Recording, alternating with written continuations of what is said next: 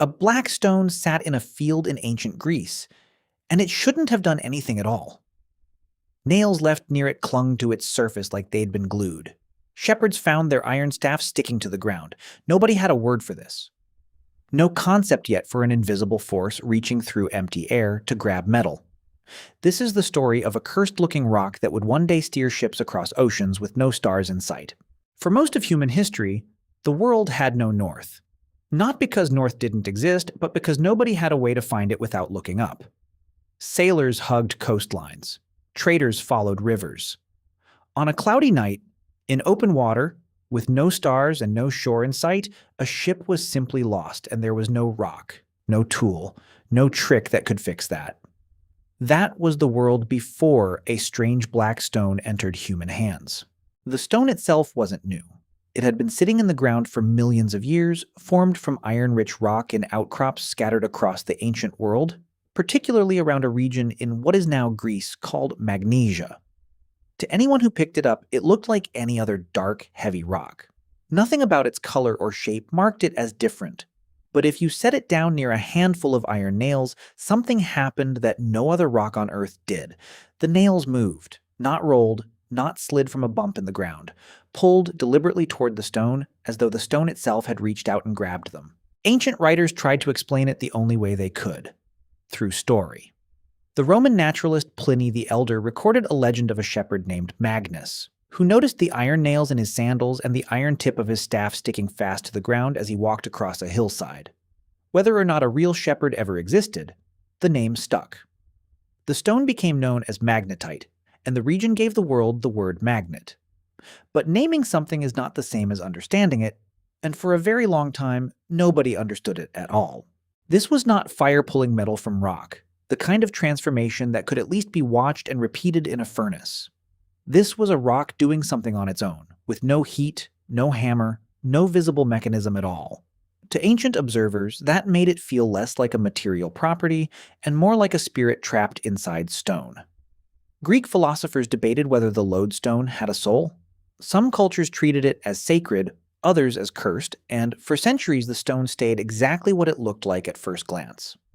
A strange isolated curiosity, interesting to talk about, useless to build with. For nearly 1,000 years after the first accounts of it, the lodestone changed hands, changed names, and changed stories.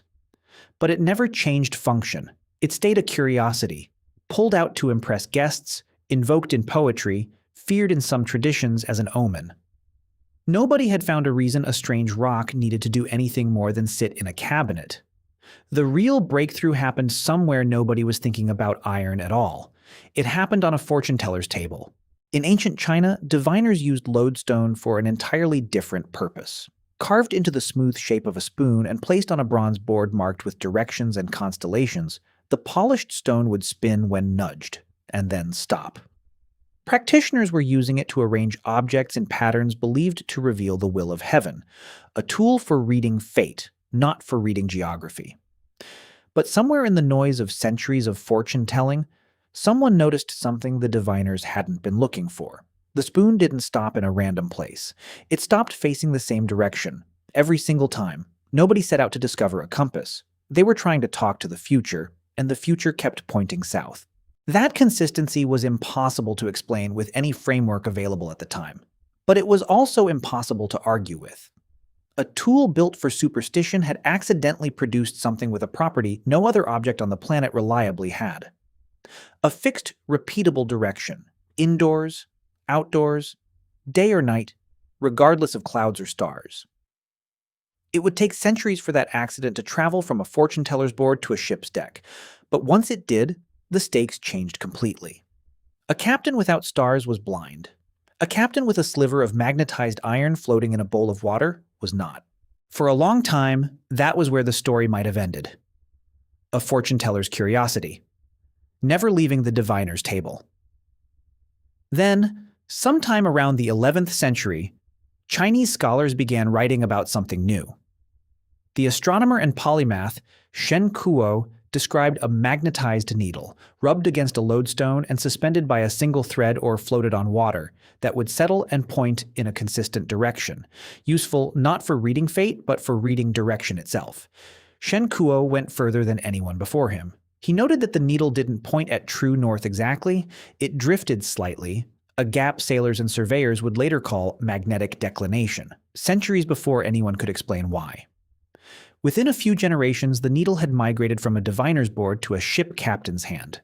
First along Chinese coastal trade routes, then carried outward by merchant ships until the compass reached the Islamic world, and eventually Europe. What began as a tool to speak with fate had become a tool to survive the ocean. None of this required anyone to understand chemistry, and for over 1,000 years, nobody did. Here is what was actually happening, described in terms nobody at the time could have understood. Lodestone is a naturally occurring form of magnetite, an iron oxide whose internal structure allows tiny regions called magnetic domains to align in the same direction, like a crowd of arrows all pointing one way instead of scattered randomly. Most magnetite never aligns this cleanly on its own. The leading theory is that certain deposits were struck by lightning, and the massive, brief surge of electrical current running through the rock forced those domains into alignment all at once, permanently. A random act of weather turned an ordinary iron mineral into something that behaved like nothing else in the natural world. And the reason a floating sliver of that stone always pointed the same direction was not because the stone was choosing anything.